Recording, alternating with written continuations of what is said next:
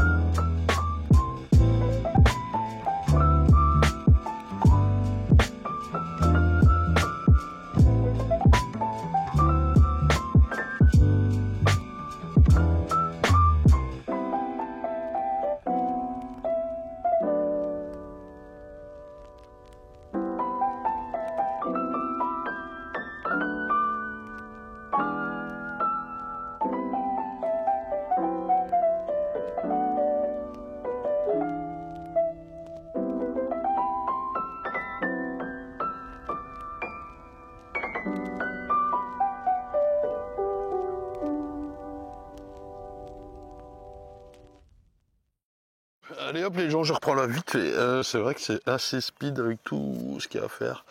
Je vous disais sur Insta, là ce matin, on est jeudi, je me dépêche de filmer, tellement de choses à faire. On a fait à peu près 550 nuques, posé 700 hausses, greffé 1200 cellules, fait 130, 150 essaims, je sais même pas.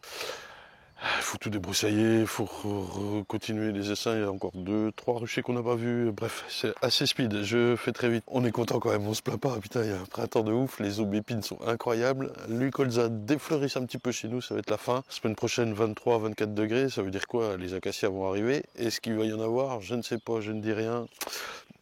Putain, je souhaite que ça quoi. Et on fait une bonne année. Là, c'est bien parti, on va pas se plaindre. Sur l'essaimage. L'essaimage. Qu'est-ce qu'on a nous à peu près? Entre, vous voyez, 8% d'essaimage, 10% maxi. En gros, on trouve 2 ruches ici, 2 ruches là qui ont essaimé sur des ruchers de 16 à 25 quoi. Ça va encore. On lutte contre celui-ci, je vais vous en parler. J'ai même fait ma petite liste, tableau blanc. Déjà, qu'est-ce que c'est que l'essaimage? Vous vous souvenez, c'est la division de Monsieur Patate, de l'organisme, c'est sa façon de se reproduire. Hein. La reine pond des abeilles, c'est bien, mais c'est pas ça qui fera une autre colonie.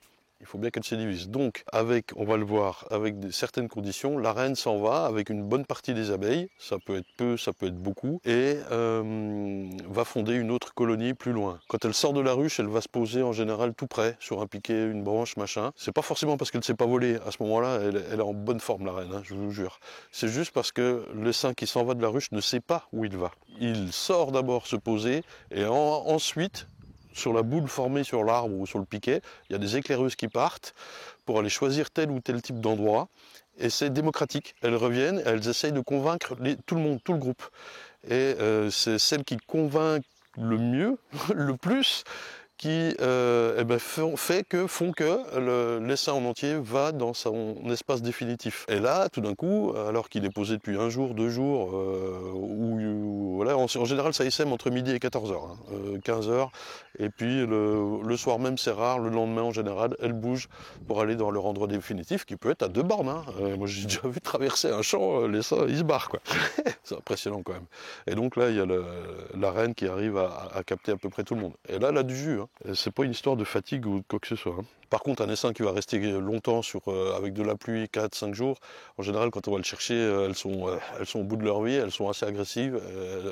Là, il est temps de les mettre vite dans une caisse voilà, pour les aider. Donc, ce qui provoque l'essaimage, je pensais vous faire un petit camembert. J'aime bien les camemberts. Je sais pas si je suis à l'écran, si je fais ça. Oui, je me suis mis du mauvais côté de l'image. C'est pas grave. Et puis, j'essaierai de zoomer. Je sais pas du tout comment ça va rendre à l'écran. Je vous le trace et j'arrive. Prendre un feutre noir. Oh. Non mais non, pas de camembert, c'est trop chiant. Allez, qu'est-ce qu'il faut pour que ça essaime? Des ressources. On a déjà vu des années très mauvaises où, on va le voir après, elles font des cellules royales pour essaimer et la reine ou les abeilles, je ne sais pas qui c'est qui le fait, la reine, perce la cellule sur le côté pour éviter l'essaimage. Il faut beaucoup de ressources. Il faut une génétique essaimeuse. D'où une certaine sélection qui ne fait pas trop de cellules. Je vais mettre le manque de place. Même si on va le voir, c'est pas forcément le cas. Les manques de la place. Les manques de place, merci. Tac tac, évidemment, il faut une bonne météo. Mais ça, c'est effectivement lié à la ressource. S'il n'y a pas une bonne météo, il n'y a pas forcément des ressources. Malgré tout, ça peut quand même essaimer parce qu'on a une génétique essaimeuse. Et puis, j'avais noté quoi? On avait parlé de ratio de couvain. Je vais mettre CC, fermé et ouvert. Et les ouvrières qui vont avec. Et ben ça, je suis partagé. Je suis très partagé parce que d'ouvrir des dizaines de colonies depuis 12 ans par jour, eh bien, des fois je trouve que c'est le cas et des fois pas du tout. Moi, je pense que le plus important, c'est ça. C'est la génétique. Une essaimeuse, ça sera compliqué de la garder, vraiment. Et quand bien même j'ai mis le manque de place, eh bien c'est vrai que ça joue vachement. Il faut les agrandir, mettre une hausse, 2 hausses, 3 hausses, comme là derrière par exemple, je vous montrerai. Mais il y en a d'autres, elles font un petit nid d'abeilles, presque rien dans la hausse, et ça se barre. Mais ça, c'est nul quoi. Enfin c'est nul. Libre à vous de laisser faire, c'est zéro quoi. Voilà quoi. Déjà, c'est pas énorme. Ce qui SM est tout petit, c'est durée de vie du truc. C'est pas génial quoi. Voilà.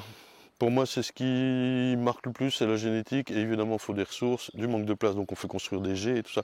Rendez-vous compte qu'il y a des colonies. Il y a un rucher là, par exemple, de 24 ruches. On a déjà pris 25 ruches. On a pris 34 essaims. Il y a 57 hausses. Et on a déjà fait construire 2 cadres à mâles. Quand ça veut pousser, ça pousse quoi. Mais là, c'est incroyable, ça miette tous les jours, au taquet quoi. Aujourd'hui, jeudi matin, c'est un peu plus calme quoi. Voilà, ça je suis moyennement convaincu. C'est vrai qu'on lit ça dans la littérature, c'est vrai que ça se dit. Les signes d'essaimage. Je vais peut-être leur mettre là vite fait. Reine qui maigrit parce qu'elle est moins nourrie pour voler, amaigrie. Vous allez la trouver, elle est plus petite. En fait, elle est prête à se barrer à ce moment-là. Il y a aussi les signes, donc elle va faire des cellules, donc des cellules d'essaimage. Vous avez votre cadre de couvain qui représente ça. Je vais essayer de zoomer les gens. Et les cellules, elles vont plutôt les faire sur le pourtour, ici. Ça vous connaissez. C'est tout petit, mais je vais essayer de zoomer. Et dans le couvain, il n'y en aura pas forcément. Ça, c'est ce qu'on appelle dans les amusettes. Amusette, j'y reviens un peu plus loin là. Ou ébauche, moi j'appelle ça aussi ébauche de cellules royales. Et la reine arrive, elle pond un œuf là-dedans et ça fait une cellule. Il peut y en avoir beaucoup en dessous aussi. Rarement dans le couvain. Il y en aura dans le couvain quand vraiment on est là-dessus, manque de place. Alors là, tout d'un coup, on va en trouver 1 ou 2 ou 3. Voilà, ça peut arriver. Et sinon, si on en trouve un peu partout, dans le couvain machin, ce sont des cellules de sauveté. Ça veut dire que la reine est morte et que la colonie essaye de refaire une reine à tout prix depuis un œuf à l'origine d'abeille. Enfin, c'est le même œuf, mais qui est dans une alvéole d'abeille. Voilà, d'ouvrière. Quand on va visiter une ruche, et c'est là que les gars, je vous ressors. Voilà, le diagnostic de la ruche. Je vous le remets à l'écran. J'en ai fait 2. Celui-là, il faut que je le revoie un petit peu parce que j'ai vu des dingueries à la fin. Ça, c'est le numéro 2. Et le numéro 1, je ne l'ai pas relu.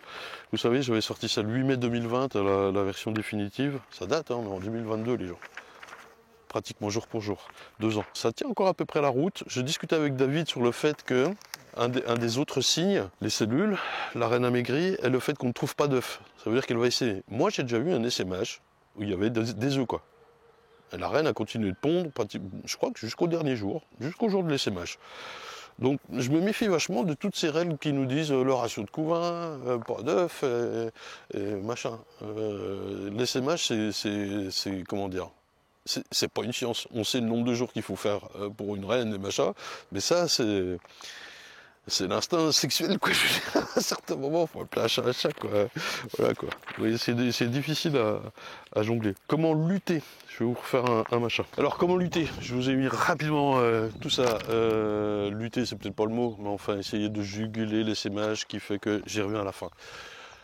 Faire des cellules, tous les 5 à 7 jours, vous allez visiter votre ruche, vous cassez les cellules d'essaimage, sans dire de faire d'essaim. Elle est sur 10 cadres, une hausse, 2 hausses, 3 hausses, faites les cellules. Faire les cellules et prendre un essaim. On le voit tout de suite, je vous ai filmé 2 ruches rapidement, lundi ou mardi, je sais plus, ça allait bien avec Mathieu en enquillé. Je suis désolé, je n'arrive pas à faire beaucoup plus cette semaine. S'il n'y a pas de cellules, vous pouvez laisser faire. Vous allez contrôler, il n'y a rien à faire, vous refermez, basta. Vous pouvez aussi ne rien faire, enfin pas de cellules et prendre un essaim. Voilà, donc un couvain, 2 couvains dans une ruchette. À cette période, faire un essaim, c'est pas forcément un miel, un couvain ouvert, un couvain fermé. Tant que si vous ne mettez pas de cellules ou de reines, ça veut dire qu'elle devra réélever. Il faut certes un bon nombre d'abeilles, mais franchement, on est début mai, c'est prolifique. Moi, je fais des essaims là sur 2 couvains, petits quoi. Petit, ça va. On n'est pas au mois de juillet où là, il faudrait qu'elle se refasse et qu'elle se remonte avec peu de mal et peu de ressources. Là, c'est l'inverse, il y a tout, il y a profusion, ça va quoi.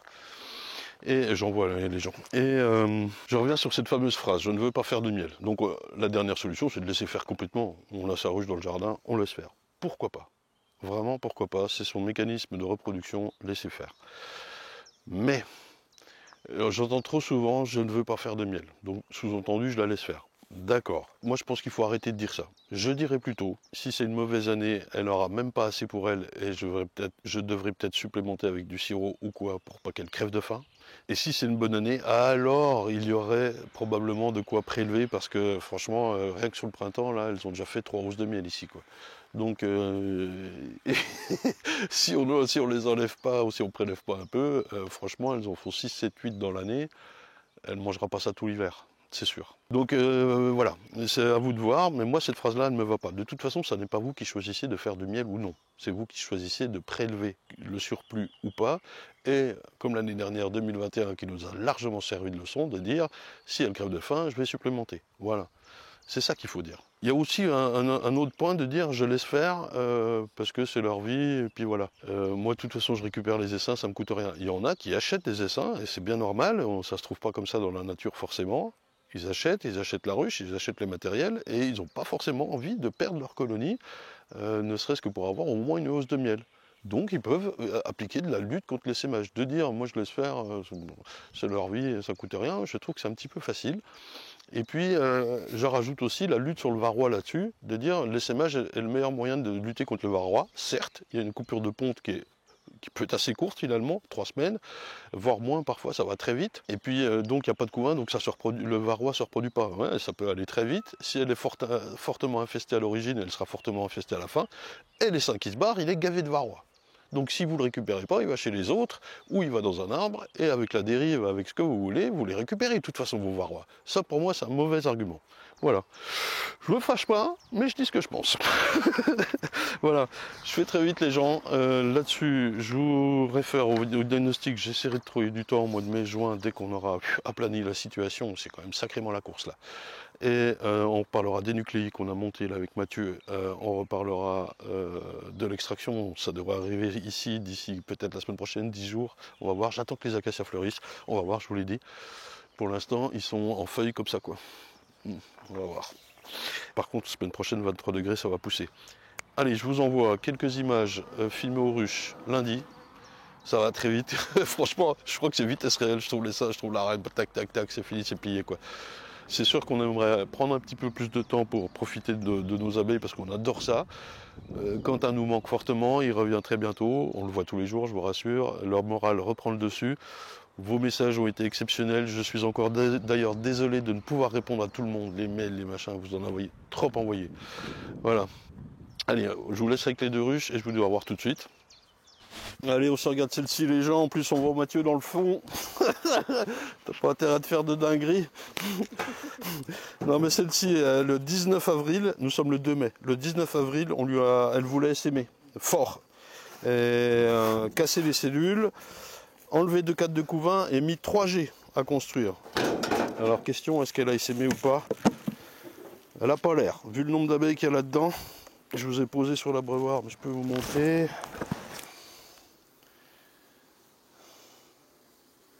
Il y a de l'ombre, voilà. Il y a l'air d'avoir les abeilles. Normalement, on en a déjà trouvé une d'essaimée là. Dans la galère, je vais remettre la cam. Voilà, à peu près. Donc j'ai ma ruchette prête, si je peux lui faire un essaim. J'enlève les 2 hausses. Hop. Je me suis fait un petit reposoir à côté de moi. Je sais pas s'il passe à l'écran. C'est une ruchette vide sur laquelle je pose mes hausses. C'est gavé de miel. Oh, non mais là, il y a trop là. Donc, je pense qu'elle n'a pas essaimé. On va lui faire les cellules et lui prendre un essaim tout en trouvant la reine. Je serais tenté de vous approcher un peu plus. Et je vous mets dans mon dos parce que sinon c'est contre-jour total. Allez, sur l'abreuvoir.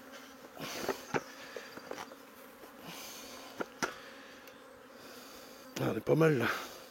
Comme ça je peux vous montrer ce qui se passe. Alors première étape, je vais chercher la reine. Et tout en faisant ça, je sélectionne un couvain et le cadre à mâle que je mets dans ma ruchette. Ce qui me libère en plus de l'espace pour manœuvrer. Le premier cadre, je vais sortir celui-là. En général, j'essaie d'attaquer plutôt côté gauche ou côté droit de la ruche pour aller dans un sens ou dans l'autre. Il est rare que j'attaque en plein milieu pour faire d'un côté et puis revenir de l'autre. Ça, je vous dis, chercher la reine.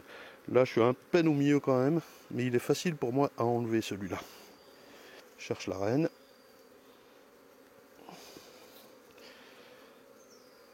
Et en même temps, je regarde si elle me fait des cellules. Ce qui n'est pas le cas là, ici. C'est tout pondu. Celui-là, je ne vais pas l'emmener. Je vais le laisser de côté pour l'instant.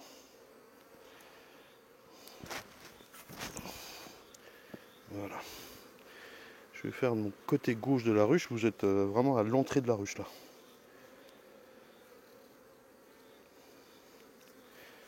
C'est beau, c'est en train de naître. Je vois pas la reine.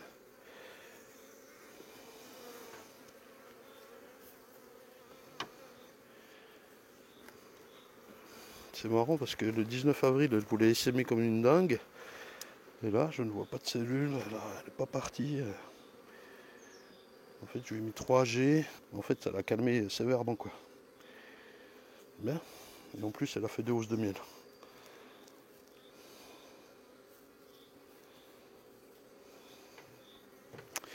Je vérifie quand même vite fait la rive pendant que je suis là, mais elle est rarement là.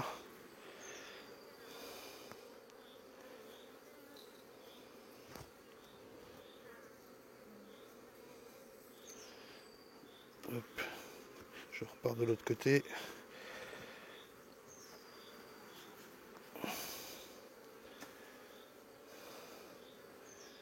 J'ai un angle un petit peu différent à cause de la caméra, sinon je regarde pile en face de mon cadre.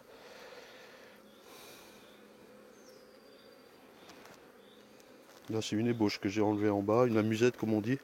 Alors on les casse pas toutes systématiquement les amusettes, je crois que ça porte bien son nom, hein. C'est fait pour amuser les humains quoi. Non mais ça je veux dire, vous pouvez regarder si c'est pondu éventuellement, mais de les reconstruire en 2-2. Hein. Tiens elle est là la reine, j'avais pas vu. Donc ben impeccable. Soit je l'isole dans ma petite pince, tac tac, soit si je vais vite, je peux reposer le cadre et aller choper derrière. Je sais d'avance que je vais prendre celui-là et le cadre à mâle. Allez, pour vous, je l'isole. Comme ça, on peut travailler un peu dans la ruche. Hop, ça, je peux remettre comme ça en attendant. Pas de souci, que ça tombe pas. Et voilà, là je suis pépère. Hop, je vais quand même voir si j'ai quand même pas des cellules. Là, c'est une G que j'aurais remis, ça m'étonnerait. Tout ça va exploser bien sûr, c'est top. Elle aura plus tendance à faire voilà, un cadre un peu plus ancien, des cellules là-dessus. Ah ben, vous voyez, je voulais le prendre, mais il n'y a pas de couvain du tout, ça vaut pas le coup. Enfin, du moins, c'est en train d'être operculé, je vais lui laisser. Je vais prendre plutôt un truc déjà operculé qui va naître. Par contre, le cadre à mâle, j'espère qu'il est bon, operculé, que je peux l'emmener. C'est parti. Et je remets à construire. Le cadre de rive, je regarde quand même. Pollen et puis pas beaucoup de miel, un peu de couvain. C'est tout repondu. J'écrase quand même les amusettes. Mais voilà, c'est impeccable. Je vais prendre quoi comme cadre? Le blanc du milieu peut-être. Là je lui laisse directement la place pour un cadre à mâle. Je vais prendre ça. Pas mal de pollen. Et celui qui est de l'autre côté, je regarde. La reine, je garde toujours un œil dessus. Celui-là. Ouais, c'est en train de naître, c'est le même. Hein. C'est en train de naître avec du pollen. Allez, je le prends. Tac, tac. Je remets mon cadre d'origine là. Qui est tout pondu d'ailleurs. Il était en 2 ou en 3, en 4 même, il était là. Je remets une G, un cadre à mâle. Et voilà. Et ça finit. Tac. Et tac. Je libère la reine. Et voilà. Petit coup de fumée pour être sûr de ne pas les esquinter. La fumée est presque éteinte. La grille, les deux hausses.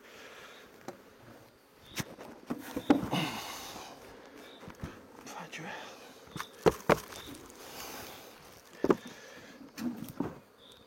Alors là, c'est toujours chiant quand elle m'en fait des ponts comme ça. Je fais un peu ça pour les pousser. Voilà. Il y a du nectar. Plein le toit. Ça coule, ça coule. Je les enlève quand même, ces abeilles qui étaient tombées dans le toit.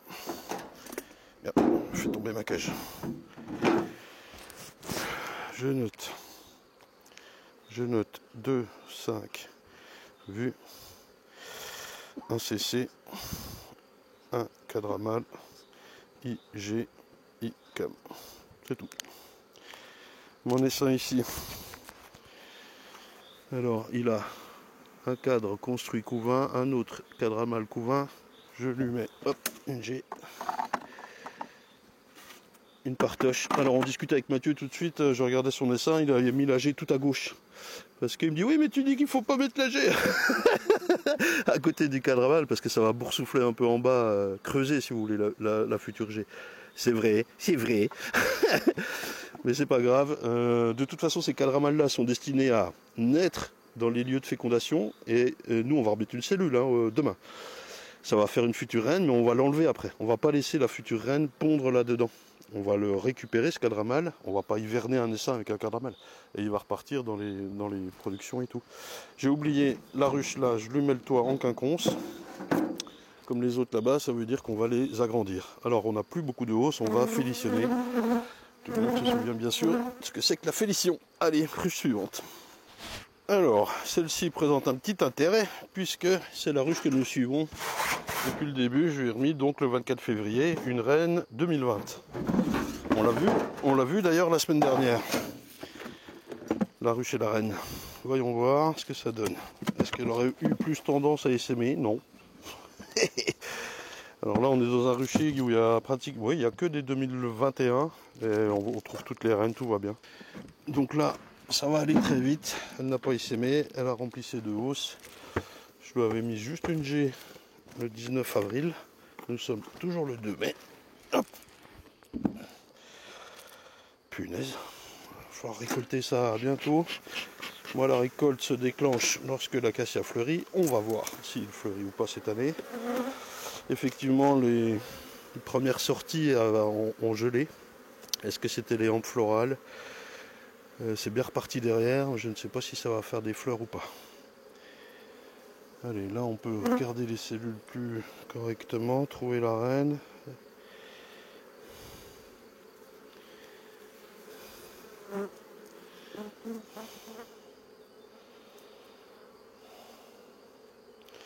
Celui-là, je le mets de côté. Je vérifie ma rive vite fait.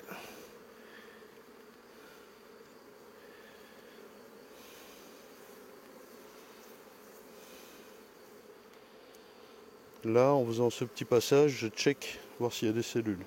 Plutôt sur le bas. Donc,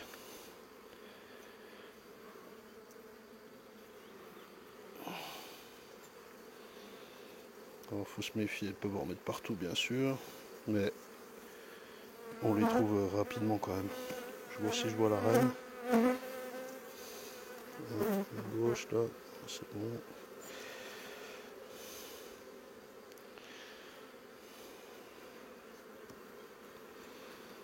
Attention.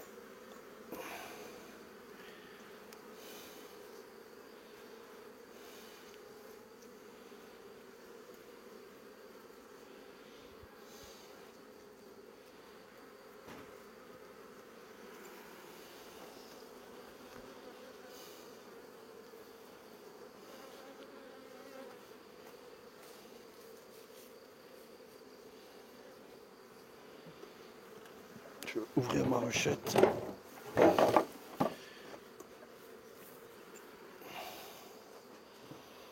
Il n'a plus de place. C'est bien qu'elle fasse pas de cellules. Hein. Punaise. Ah. Ah. Bon, c'est bien, au moins j'ai quelque chose à vous montrer là-dessus. Alors là, j'ai une cellule fermée. Et là, une cellule curieuse. Alors, je regarde au fond. Parce qu'elle semble bien ouverte. Donc, une vierge serait née. J'ai vu des œufs. Donc, j'ai une reine sous les 3 jours. Et c'est bizarre parce qu'elle semble bien ouverte. Mais c'est une ouverture, on dirait pas faite par une reine. La gelée à l'intérieur est plutôt sèche et mangée. Difficile à comprendre. Cas spécial. Ici, j'ai quoi? Une cellule avec une future vierge. Je l'enlève. Là, il faut que je trouve ma reine absolument. Comprendre ce qui s'est passé. Je vérifie une nouvelle fois les œufs. J'ai une autre ébauche ici. Pondue. Vous voyez, les vieux cadres, elles sont bien attirées par ça. Enfin, le vieux cadre. Pas si vieux, mais il y a 2 ans. Alors là, il faut se méfier parce qu'elle peut mettre aussi des cellules vraiment partout. Là, il y en a une pendue. Donc ça, c'est plutôt un cadre que je prendrais. Même si c'est ennuyeux, il n'a pas beaucoup de couvains. Je vais peut-être lui en prendre 2, hein, 2 cadres. Pour l'instant, je l'écarte. Je vais aller voir plus loin.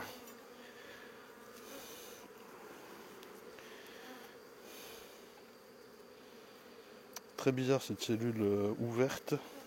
Elle n'est pas décapuchonnée comme si c'était une vierge qui l'avait fait depuis l'intérieur. Pas percée sur le côté. Un peu bizarre quoi. Comme si elle était en cours d'operculation mais abandonnée. Ouais. Des cas rares ça. Donc là il y a une belle différence avec entre une 2021 et une 2020. Je vais prendre 2 couvains je pense. Toujours pas trouvé la reine.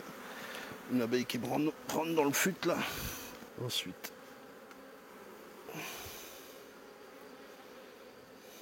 J'aimerais bien la voir. Je l'ai peut-être loupée. Elle est là. Donc elle a maigri. Elle va vouloir s'envoler. Je vais l'isoler pour bien faire les cellules sur mes autres cadres.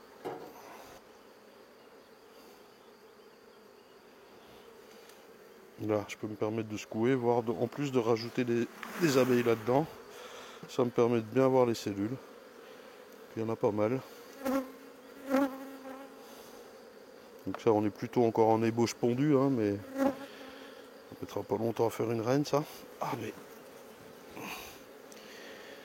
Tac, tac. Alors là, j'ai une cellule royale percée sur le côté. Donc ça, c'est soit une vierge, soit la reine qui n'a pas voulu essaimer, soit une vierge qui m'a fait ça. Il y a peut-être déjà une vierge là-dedans. Hein. Elle va essaimer dans la journée, aujourd'hui. Et j'ai une autre cellule royale qui, elle, est en cours. Mais je l'enlève. Mon souci, c'est que si j'ai une vierge, je l'ai peut-être secouée dans ma ruchette. C'est rigolo. Je vais noter ce que j'ai vu, puis tant pis. Hein. Pas un souci, Matt? Le cadre mal. Je vais tâcher de le prendre. Alors trouver une vierge là-dedans, c'est compliqué quoi, évidemment. Il m'arrive de le faire, mais il faut que j'ai le temps. Voilà, non.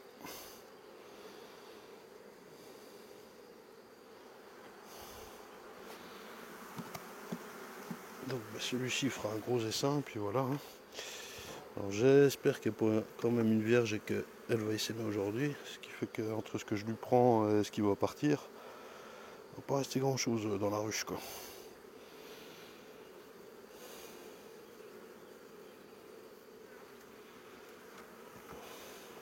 Allez, je prévois une place pour son cadre à mâle. Ici, je vais lui remettre ça direct.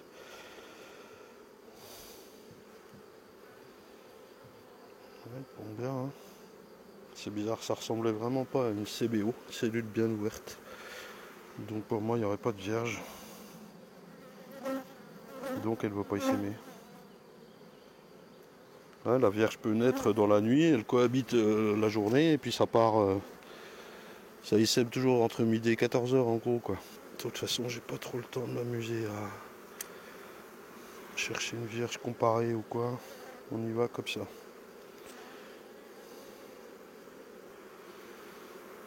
On va lui remettre une G à gauche, une G au milieu, un cadre à mâle. Avec tout ce qui va naître encore, ça va le faire. Allez, je relibère la reine.